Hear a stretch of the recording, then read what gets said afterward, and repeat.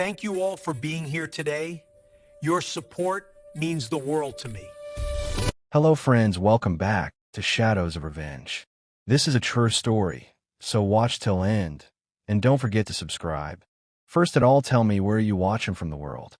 My name is Bernard Lowe. The restaurant glowed the way expensive places always do. Soft amber light bouncing off polished silverware, crystal glasses catching it and breaking it into smaller, crueler reflections. The gilded fork wasn't loud. It didn't need to be. Its silence was curated, disciplined, designed to remind you that everyone inside believed they belonged there. Everyone except him. Bernard Lowe sat at the edge of the table, denim jacket folded carefully across his lap, hands resting on his knees as if he were waiting for permission to exist. The chair beneath him was stiff, the kind chosen more for design than comfort. He could feel the judgment in its angles. Across from him, Richard Miller adjusted his cufflinks for the third time in as many minutes, gold catching the light.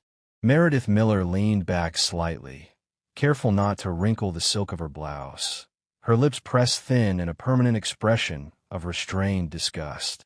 And beside them, too close, too possessive, sat Brody, his daughter's husband. One arm draped around Harper's shoulders like a claim. Bernard noticed everything. The way Meredith wiped the edge of the table with a napkin before setting her purse down. The way Richard glanced at the wine list, not to read it, but to make sure Bernard noticed how casually he held it. The way Brody smirked whenever Bernard shifted, as if the old man's very movement offended him. Harper sat rigid, her spine straight, her hands folded tightly in her lap. She hadn't smiled since they arrived. Bernard could see the tension in her jaw, the faint tremor she tried to hide whenever Brody leaned in to whisper something sharp in her ear.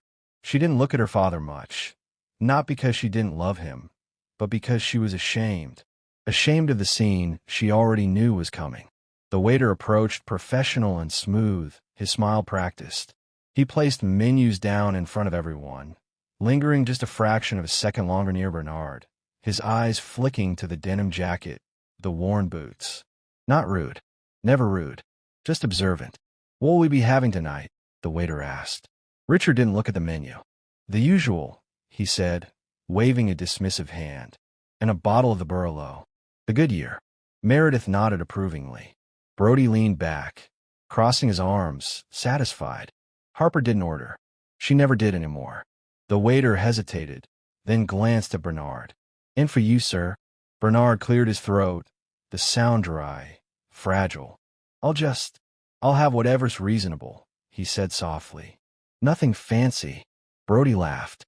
It wasn't loud, but it cut through the table like a blade. "Don't worry about him," he said to the waiter. "He's on a budget." Meredith smiled, the kind of smile that showed no warmth. "Very responsible," she said. "At his age." Bernard nodded, accepting it. He always accepted it. That was part of the role they thought he played. The weak old man, grateful just to be invited. He kept his eyes on the table, tracing the faint scratches in the wood with his gaze, letting the humiliation settle over him like dust. Dinner arrived in stages, each plate more elaborate than the last. Brody's steak was thick and perfectly charred. Meredith's fish was arranged like artwork. Richard's plate looked expensive just by existing. Bernard arrived last. Something modest, something small. He thanked the waiter quietly. As they ate, the conversation flowed around him, never quite including him. They talked about investments, about connections, about projects in vague, self-important tones. Richard spoke of land deals and future developments, his voice swelling with pride. Meredith nodded along, adding commentary about lifestyle, about the sacrifices they made to maintain a certain standard. Brody leaned closer to Bernard at one point, lowering his voice. "You know," he said, smiling thinly, "if you'd managed your money better, you wouldn't have to live the way you do." Bernard looked up slowly. "I manage fine," he replied. Brody chuckled. "Sure you do." Harper flinched. Bernard noticed. He always noticed when his daughter hurt. When the plates were cleared and dessert menus placed down, Richard glanced at his watch, then leaned back with a satisfied sigh. "Well," he said, I think that was lovely. The waiter returned, placing the leather-bound bill holder neatly in the center of the table. Silence. It was subtle at first. A pause just long enough to feel wrong. Meredith reached for her purse, then stopped. Richard frowned slightly, patting his pockets. Brody's smile faded. Well, Meredith said sharply. Brody's face tightened. Dad, he muttered, turning to Richard. You said you had it. Richard stiffened. I do, he snapped. I just left my wallet in the car. Meredith's eyes widened. You what? It's fine, Richard said too quickly. Brody, you've got your card, right? Brody hesitated. A second too long. Then he shook his head. Limits maxed until Friday. Meredith's breath hitched. This is unbelievable. The waiter hovered nearby, polite but alert. Bernard watched the color drain from their faces, the confidence unraveling thread by thread. Harper whispered, Brody. Her voice was small. Brody ignored her. He leaned back, rubbing his temples. This is ridiculous. Another silence fell, heavier than the first. Bernard shifted in his chair. Slowly, deliberately, he reached into the inside pocket of his denim jacket. He pulled out a small, worn envelope. It looked old, the edges soft from years of use. I can help, he said, his voice trembling just enough to sound sincere. I have some savings. Brody looked at him, disbelief turning quickly into irritation. What? Bernard opened the envelope. Crumpled $1 bills slid out onto the table. A few fives, quarters, dimes. Coins clinked softly against the polished wood. I was going to use it for groceries, Bernard continued, his hands shaking as he began smoothing the bills. But family is family, right? He started counting out loud, slowly, painfully. 1, 2, 3. Meredith stared, her mouth falling open. Oh my God, she whispered. This is mortifying. She pulled out her phone, not to call for help, not to resolve the situation, but to open the camera. She pointed it directly at Bernard. Everyone needs to see this, she said coldly. This is what we deal with. Look at him, counting pennies in a 5-star restaurant. Bernard kept counting. 4, 4.25. Brody's face darkened. His shame twisted into fury, sharp and uncontrollable. Stop it, he shouted. He swept his arm across the table. The coins scattered, rolling across the floor. Bills fluttered into the air, drifting down like dead leaves. I don't want your garbage money, old man. Brody yelled, standing abruptly. This is pathetic. You are pathetic. He grabbed Harper's arm, his fingers digging in hard enough to make her gasp. We're leaving. The waiter stepped forward cautiously. Sir, the bill. My father will handle it. Brody snapped, pointing at Richard. Richard had already stood up, his face pale. Actually, I need to check the car. It was chaos after that. Chairs scraped. Meredith hissed under her breath. Brody dragged Harper toward the door, ignoring the manager's calls. They moved fast, desperate, undignified. Bernard remained seated. He watched them go, watched Harper look back at him, tears filling her eyes, before she was shoved through the door. The restaurant stared. Coins lay scattered around his feet. Crumpled bills rested on the floor like evidence of a crime no one wanted to acknowledge. Bernard didn't move for a long moment. Then, calmly, he reached into another pocket, not the one everyone had seen before. He pulled out a phone. It wasn't cracked. It wasn't old. It was sleek, dark, heavy with purpose. He dialed a number he hadn't used in 2 years. It rang once. Fairbanks, Bernard said, his voice losing every trace of frailty. It's me. The voice on the other end sharpened instantly. Sir, is everything all right? Bernard looked at the empty chairs across from him. No, he said quietly. Everything is not all right. The waiter approached hesitantly, sympathy written across his face. Bernard reached into his back pocket and pulled out a money clip. He peeled off crisp $100 bills, 15 of them, and placed them neatly on the table. Keep the change, he said. He stood, brushed invisible crumbs from his jacket, and walked out of the restaurant. Outside, the night air was cold and clean. Bernard paused under the lights, his reflection faint in the glass. The old man they thought they'd humiliated was gone. and somewhere deep inside, the ledger had just been opened. The cabin was quiet in a way that only absolute control can create. Outside, the wind whispered through the trees, brushing the leaves like a subtle reminder that the world was still moving, unaware of what was about to unfold. Inside, Bernard descended the narrow staircase hidden beneath the worn bookshelf. The faint hydraulic hiss of the sliding floorboards closed behind him, sealing the ordinary world from the command center below. The lights flickered on, revealing a room no one would ever suspect existed beneath a dilapidated cabin. Monitors lined the walls in a curved arc, each displaying live streams of shipping routes, stock tickers, and financial data flowing across continents. The hum of servers filled the space, a mechanical heartbeat of Bernard's empire. Rows of secure servers blinked steadily, casting a cold, clinical glow on his face, accentuating the lines and wrinkles that everyone assumed were signs of frailty. He placed the satellite phone carefully on the desk and dialed. "Fairbanks," he said, his voice even but resolute, no trace of the old man's tremor remaining. "I need a full financial deep dive on Richard and Meredith Miller, and Brody Miller as well. Every debt, every hidden account, every shadow in their empire." "Yes, sir," came the immediate reply. Sharp, precise, without hesitation. Bernard smiled faintly. Sharpness recognized sharpness. The files arrived quickly, cascading onto the monitors. Each number, each entry, each account balance told a story. But it wasn't the story they expected. The Millers' empire, built on the pretense of wealth, was paper-thin. Bankruptcy 5 years prior, unpaid debts reaching millions, false investments, shell companies, a Ponzi masquerade wrapped in furs and gold watches. Every transaction, every line item, every offshore account screamed of fraud and desperation. Brody, the man who belittled his daughter and measured his worth in brand names, was exposed as a minor cog in a failing machine. A junior sales associate with a performance record that made mediocrity look like excellence. His bank accounts revealed a darker obsession. Offshore gambling, crypto transfers vanishing into digital voids, his so-called investments nothing more than blind bets against himself. The trail of Harper's mortgage money hit Bernard like a physical blow. Every dollar she thought secured her home had been siphoned into gambling debts and luxuries masquerading as assets. Bentleys, designer rents, theatrical illusions of wealth.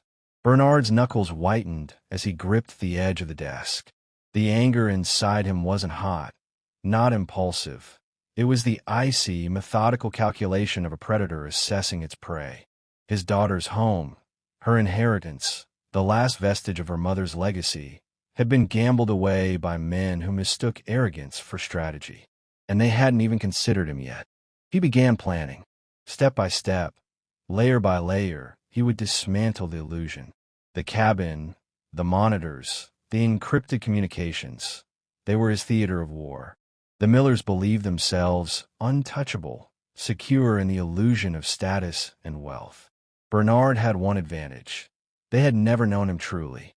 They had never known the man who had built a logistics empire spanning continents, who had negotiated with CEOs as easily as others breathe, who understood greed as intimately as betrayal. And now they were about to meet it. Hours passed as he verified every detail, checking cross-references, studying transaction timelines, auditing the flow of funds. He found the emails, the communications that laid bare Brody's plan to isolate and intimidate him, the emails about Harper's home, the cruel logic that reduced a young woman to collateral. He read the words 3 times before letting them sink in. The old man is useless, but the land has value. Convince Harper he's losing his mind. Put him in a state facility. Cheapest one we can find. We can break him. Bernard leaned back, letting the chair creak under his weight. A cold smile played across his lips. They had misjudged him completely. They believed he was weak. They believed he was broken. They believed he could be controlled. And they had just handed him the key to their own destruction. He pulled a folder from a secure drawer, one that even Fairbanks hadn't touched. Inside was the deed to a plot of land in Texas, barren and neglected, worthless to anyone who couldn't see potential or peril. Alongside it, a forged geological survey, the final piece of the trap. The Millers would think they were inheriting a fortune. In reality, they were walking straight into an environmental, financial, and legal nightmare. The land was toxic, a Superfund site buried under decades of industrial runoff and chemical waste, the kind of contamination that would bankrupt any unprepared buyer. Bernard practiced his act meticulously. He would emerge as the frail, weak old man, coughing, trembling, forced to rely on the mercy of the Millers to secure what they thought was a fortune. They would see the envelope of documents, the old survey, the supposed oil-rich land, and they would bite. They would take the bait. And when they did, the consequences would be theirs, not his. The sun rose slowly outside the cabin, washing the world in a pale light that barely touched the command center below. Bernard climbed the stairs, returning to the drafty living room with a pot of coffee warming on the stove. Harper slept, finally freed from the terror of eviction. Safe under the care of a father, she thought powerless. Bernard poured himself a cup, letting the bitter liquid anchor him, sharpen him. Every plan, every calculation, every detail was set. Tomorrow, the Millers would arrive. They would see the old man. They would see the frailty. They would see the helplessness. And they would step into a carefully constructed illusion. Bernard sipped his coffee, watching the shadows of the morning stretch across the room, feeling the cold precision of what was to come. They thought they were predators. But in truth, they were about to be dissected by the patient, the meticulous, the man they had underestimated at every turn. Harper's freedom, her home, her inheritance, would be restored. Not by luck, not by chance, but by design. And the Millers would pay, not with fury, but with the full weight of their own arrogance. The ledger had opened, and Bernard Lowe was ready to balance the books. The lawyer's office smelled like stale coffee and desperation. It was a narrow place, wedged between a vape shop and a laundromat, the kind of building that survived not on prestige, but on volume. Too many bad decisions needing quick signatures. Bernard Lowe arrived early, shuffling slightly as he walked, leaning more heavily on his cane than he needed to. His shoulders were slumped, his breathing shallow, his face given a pale, almost waxy tone by a thin layer of gray foundation. To anyone watching, he looked exactly like what the Millers believed him to be, a man nearing the end. They arrived together, late and loud, as if time itself owed them deference. Richard Miller pushed through the door first, his white hair immaculate, his suit pressed sharp enough to cut. Meredith followed, sunglasses still on despite the dim light, her mouth already curled in irritation. Brody came last, phone pressed to his ear, barking instructions to someone on the other end, projecting authority he did not possess. Their eyes found Bernard immediately. "Oh, good," Meredith said, pulling off her glasses. "You're still alive." Bernard smiled faintly and nodded, as if grateful for the observation. They took their seats around the conference table. Bernard remained standing for a moment longer than necessary, breathing as if the effort taxed him. The lawyer, Heyman, cleared his throat and slid a folder across the table toward Richard. "Mr. Lowe has agreed to sell the Texas property," Heyman said carefully, "pending signatures and final payment." Richard's eyes lit up. Not subtly, not cautiously. Greed flashed across his face like a spark catching dry grass. Brody leaned back, folding his arms. "Told you," he muttered to Meredith. "Old man just needed a little pressure." Bernard coughed thin, a wet, rattling sound that made Meredith recoil in her chair.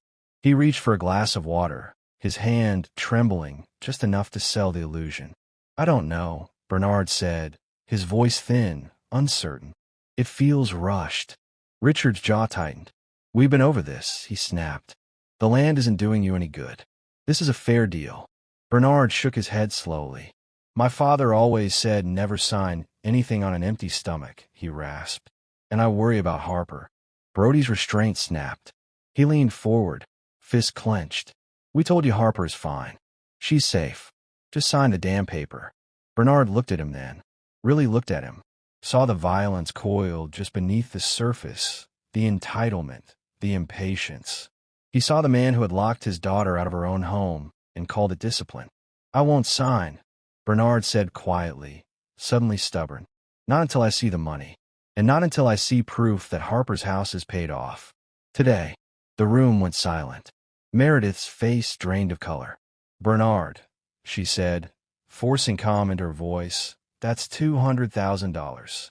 Richard slammed his palm on the table. "We agreed on 20. "A check," Bernard repeated, letting a small, senile chuckle escape him. "A check from you. I may be old, but I'm not stupid. I want cash. And I want a mortgage cleared now, or I walk out with a deed." Heyman shifted uncomfortably, sensing danger. Not moral danger, but financial. Richard turned away, grabbing Brody by the arm and dragging him into the corner. They whispered furiously. Bernard didn't need to hear the words. He knew what was happening. They were tapped out. Richard pulled out his phone, hesitated, then closed his eyes and pressed a contact. Bernard watched his face as he spoke, watched the color fade, watched the moment he realized what this call meant. This wasn't a bank.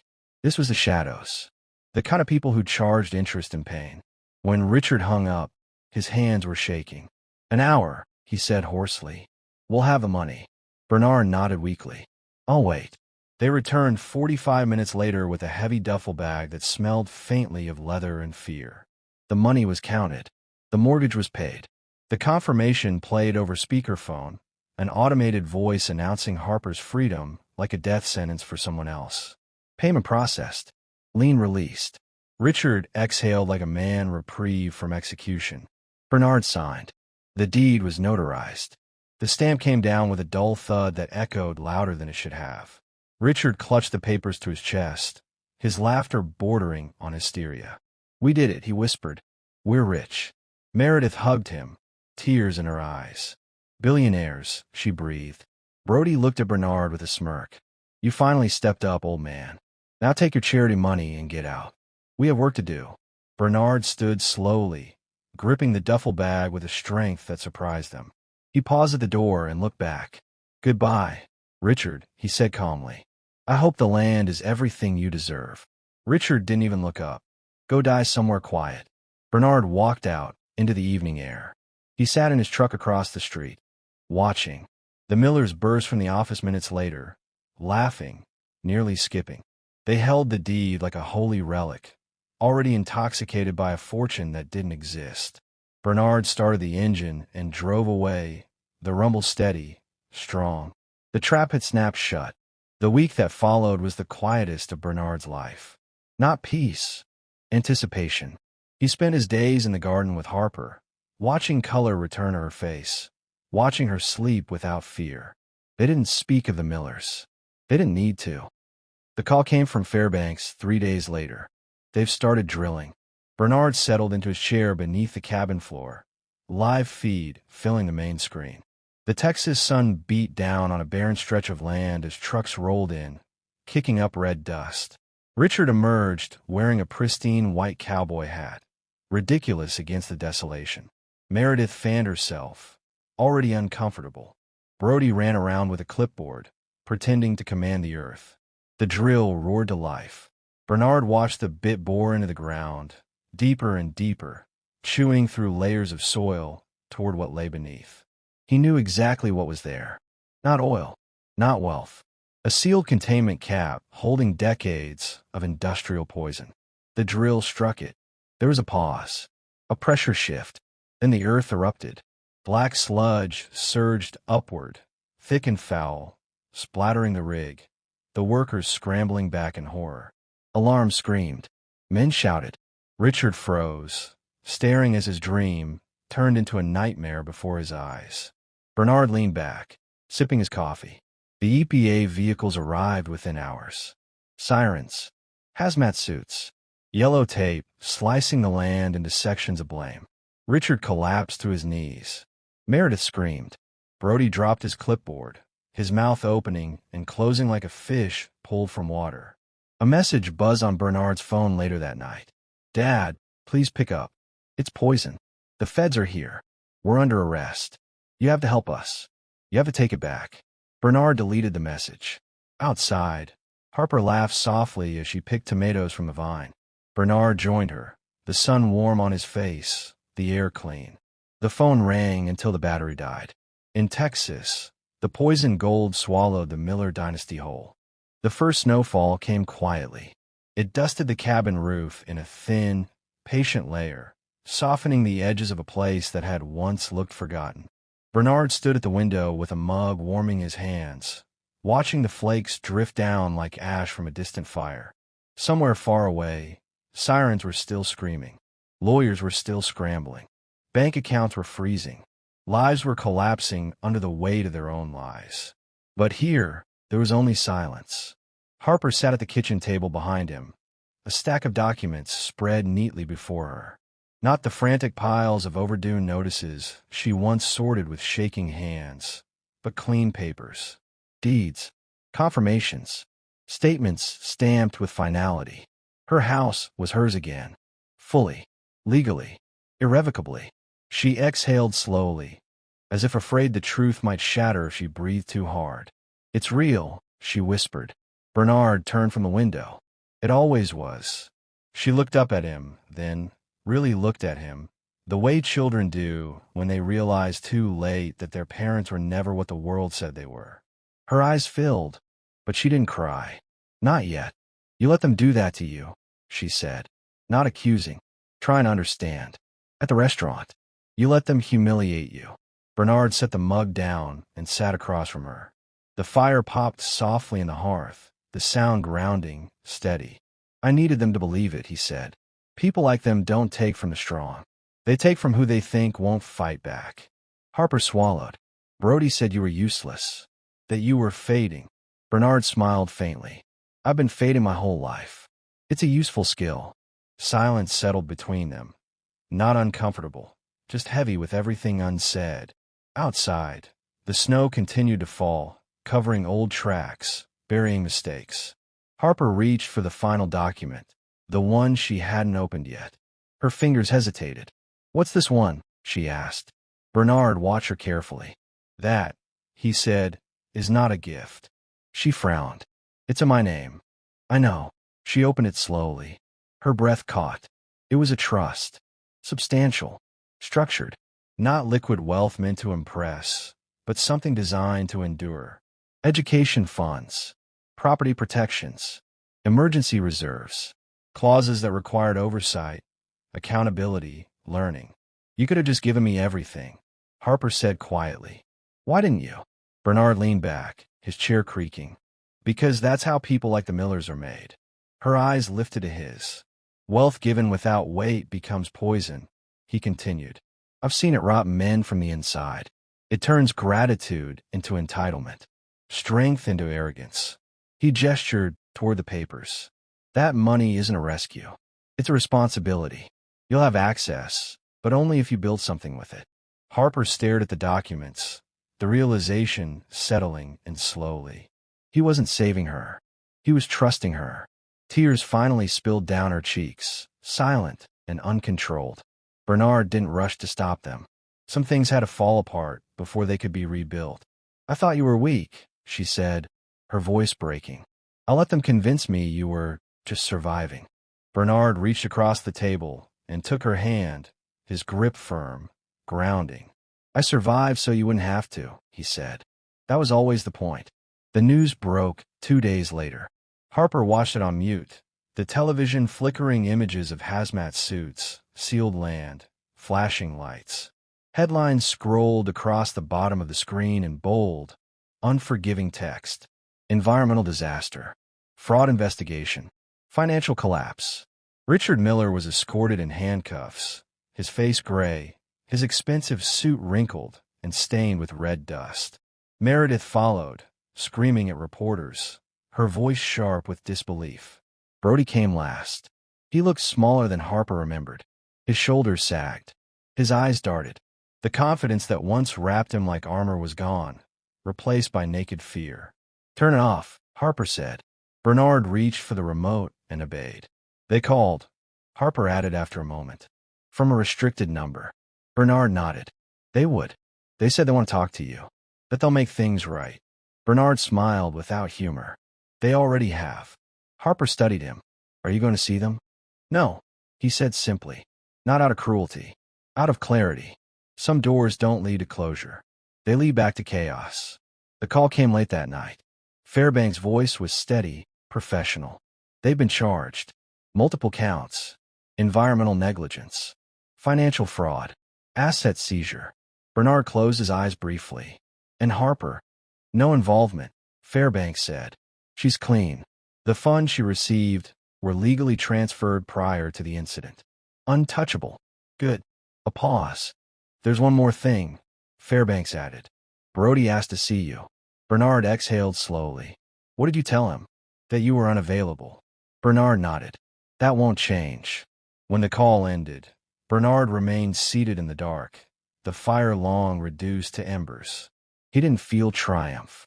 He didn't feel relief. He felt finished. Revenge, he had learned long ago, wasn't about rage. It was about restoration, balance, returning stolen weight to the scales. And the scales were even now. Weeks passed. Snow melted. Spring returned cautiously, green pushing through white. Harper found her rhythm again, working, rebuilding, laughing more often than she had in years. She moved with a quiet confidence now, one earned, not borrowed. One morning, she placed a set of keys on the table between them. I'm buying the house next door, she said. Bernard raised an eyebrow. Ambitious. I want to renovate it, she continued. Turn it into something useful. A place for people starting over. Not charity. Opportunity. Bernard smiled. Sounds expensive. Harper smiled back. Good thing I learned how to manage my money. They shared a look then, one that held no secrets. On the first warm evening of summer, Bernard walked alone down the dirt path behind the cabin. He stopped near the old oak tree, the one he'd planted decades ago when everything he owned fit in the back of a truck. He rested a hand against its bark, feeling the life humming beneath the surface. He thought of Richard, chasing wealth he didn't understand. Of Meredith, mistaking status for safety. Of Brody, confusing control with strength. They had all wanted what Bernard had built. None of them had wanted to become the man who built it. That was the difference. Harper joined him, carrying 2 glasses of iced tea. She handed him one and leaned against the tree beside him. Do you regret it? She asked softly. Bernard considered the question carefully. No, he said at last. But I wouldn't do it again. She nodded, satisfied. They stood there as the sun dipped low, shadows stretching long across the land.